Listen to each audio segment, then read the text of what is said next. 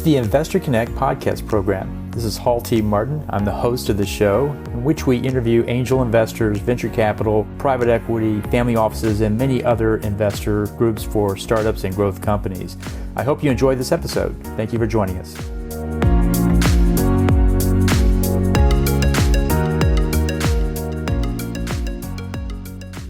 Hello, this is Hall Martin with Investor Connect. Today we're here with Jed Ng of Angel School. AngelSchool.vc is a fellowship program dedicated to helping emerging investors build, run, and scale their own angel syndicates. Jed, thank you for joining us. Thanks for having me all. I appreciate your time. Great. And so where are you calling from today? I'm in Singapore, so it's getting on the sharp end of the time zones here. So what was your background before joining Angel School? Yeah, going back a little bit more than prior to Angel School Hall, I used to be a tech operator working in B2B and software. The last venture I was building was an API marketplace. So think of it as an app store for API services. We got funding from Andreessen Horowitz at seed stage, and this platform became the world's largest API marketplace. And that was my segue into the world of venture investing. So I've invested my own balance sheet capital as an angel, and I went on to build my own syndicate network, which has grown quite large today. It's over 1,300 LPs. Great. So what excites you right now? Honestly, with the big reset in venture for the last 18 or 24 months, I think it's never been a better time to be an investor if you are long on venture. The big thing that excites me right now actually is growth and late-stage secondaries. I think it's a real opportunity for angels or for investors to get in the game that way. Prices are rational and it's a good place to be. Great. So what does your group invest in? We are typically B2B software and technology investors. We mainly get involved at seed to Series A, even though as we grow the network, we are starting to move up stages. We've done A+ rounds and the whole goal is keep growing the network, grow our check sizes, and eventually maybe we'll be playing at Series B and so on, right? It's the stage we play in is strategic for me. And do you have a particular investment thesis that goes around that? Any particular criteria of B2B SaaS that you look for? Yep. So besides the stage, we're looking for, because we're investing on a syndicate model, we have to be very careful about the optics for investors. It's just the nature of the beast. So we're looking for companies with minimum revenue of, let's say, 250K ARR. And given the venture climate right now, we are over-indexing on runway and profitability, right? So we prefer companies that we can't assume that the companies we back we can't let them run on money, at least not the way the markets are right now. And so do you look for an early exit or are you often swinging for the fences on these deals? Interesting question. Depends on the time of day. I think realistically, where we invest seed to Series A, the company is doing really well. You could potentially get pushed down by Series B or C by a larger institutional. But I think philosophically, we prefer to swing for the fences. Just look at companies that have pure play IPO ambition and ride that. Great. And so where do you see the group in 5 years? What will it look like then? Well, there's a really interesting strategy behind Angel School. There is a syndicate component with our large investor network. The other part of the business is actually our education programs. So we teach investors how to build their own syndicates. And as part of that training, I actually invite them to be part of my investment committee. The idea here is they need a sandbox, a way to practice the skills and to learn. At this point, we've impacted 200 or 300 investors from around the world, literally from 30 different countries. And so I actually operate 3 investment committees today. There's a Europe team, a US team, and an Asia one. This version of Angel School Hall is really about building infrastructure for scaling venture. And so the short answer to your question, what do we do in 5 years? We might be in a situation where there are Angel School chapters all around the world, right? And becomes part of an extended network. And so what are the returns so far in the funds? Well, it is a syndicate model, so it is deal by deal. We've got a couple of, so we can't calculate, on a fund basis, but we've got some companies that have reached unicorn status, potentially an IPO next year. We've got a couple of like early acquisitions, acqui-hire. Those were okay exits. Honestly, some companies are a bit on wobbly legs, right? They haven't quite found product market fit. Great. And so for those who don't know, can you describe what a syndication group is? Sure. Think of a syndicate as a market leader. I serve two sets of stakeholders. On one side, we've got LPs. These are individual angel investors, all the way to family offices or even smaller funds. And what I serve them with is curated deal flow, full diligence, and they get to decide which deals they invest. So it's decision control. And on the other side, I go out and find companies and I aggregate the capital from my investor network in order to capitalize these companies. And so it becomes a good way to go from an individual angel deploying your own money to scale the capital, writing 6 or even 7-figure checks the way we do now into startups and earning carried interest. Great. And so how do you see the industry evolving? Where do you see syndication groups going from here? It's a really interesting question. I was just actually having a podcast prior to this with a fellow named Alex Pattis in the West Coast, right? And he's all in on syndicates as well. We do think that the syndication model is at a nascent stage. It is going to be becoming more mainstream, and it's going to be seen less as the less glamorous vehicle to having a VC fund, right? It isn't just like a VC fund with training wheels, for example, right? This is sometimes the perception. So we'd like to see more syndicates pop up in the venture ecosystems, and they sit on that spectrum between, the 4 or 5-figure angel check.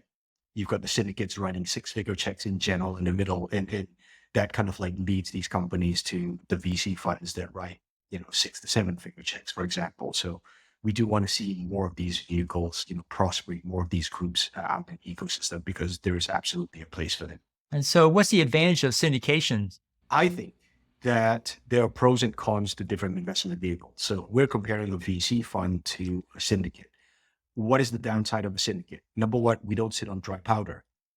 So it takes longer to get a deal done, right? After we do diligence, we've got to go out to LPs, do the fundraise and the closing, and that does take time.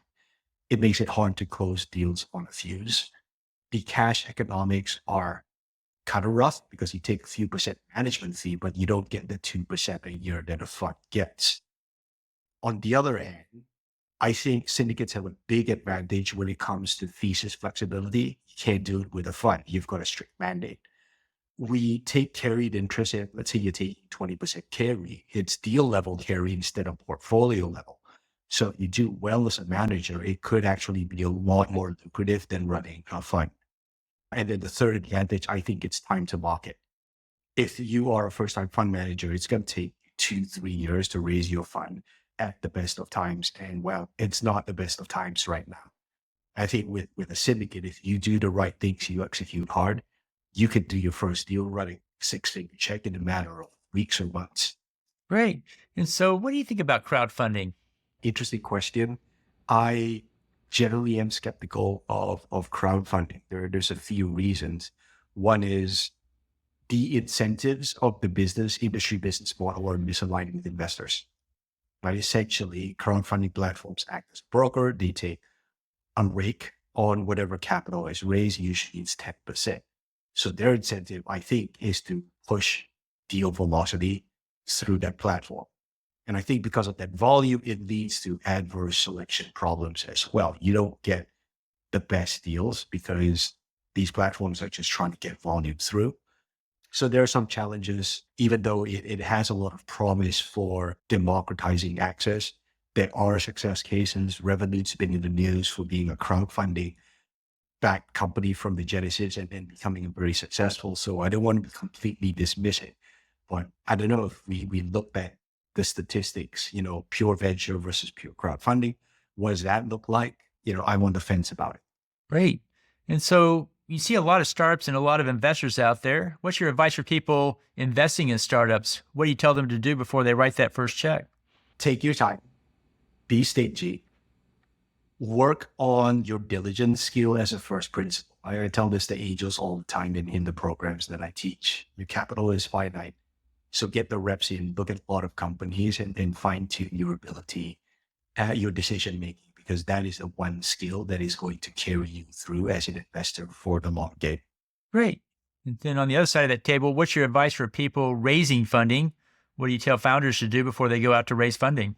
Well, fundraising readiness, I think, is something that founders generally need to be better at. And I don't want to say that in a harsh way. Everybody's going to start out when you're inexperienced. You don't know. You heard of this thing called data, but what actually the hell goes into it, right? Founders don't know, right? So, but you need to be ready for that process. The other thing that I tell founders actually is learn the language of investors. Right? Learn how to communicate with investors and serve up your startup the opportunity in a way that they are used to, right? That communications is the number one low-hanging thing that founders can do, right? The way they pitch and structure their company and communicate that out to potential backers. It can move the needle a lot in their fundraising efforts.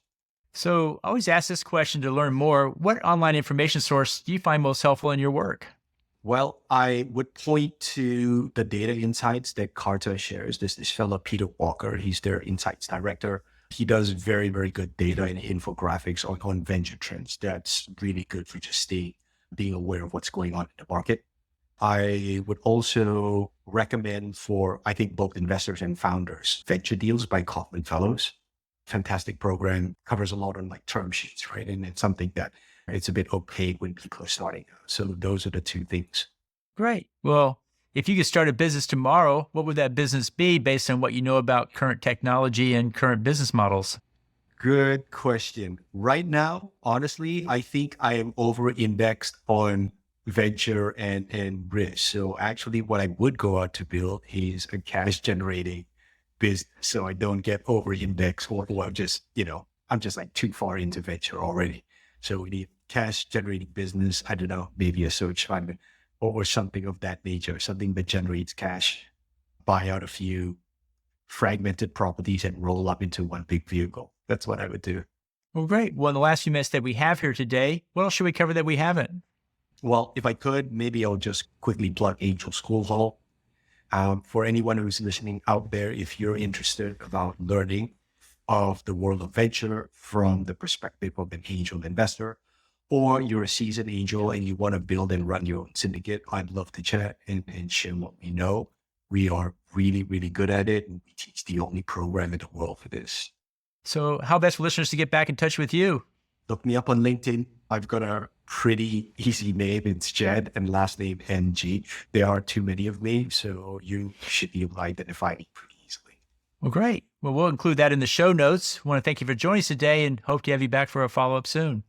Thank you all. I appreciate the opportunity.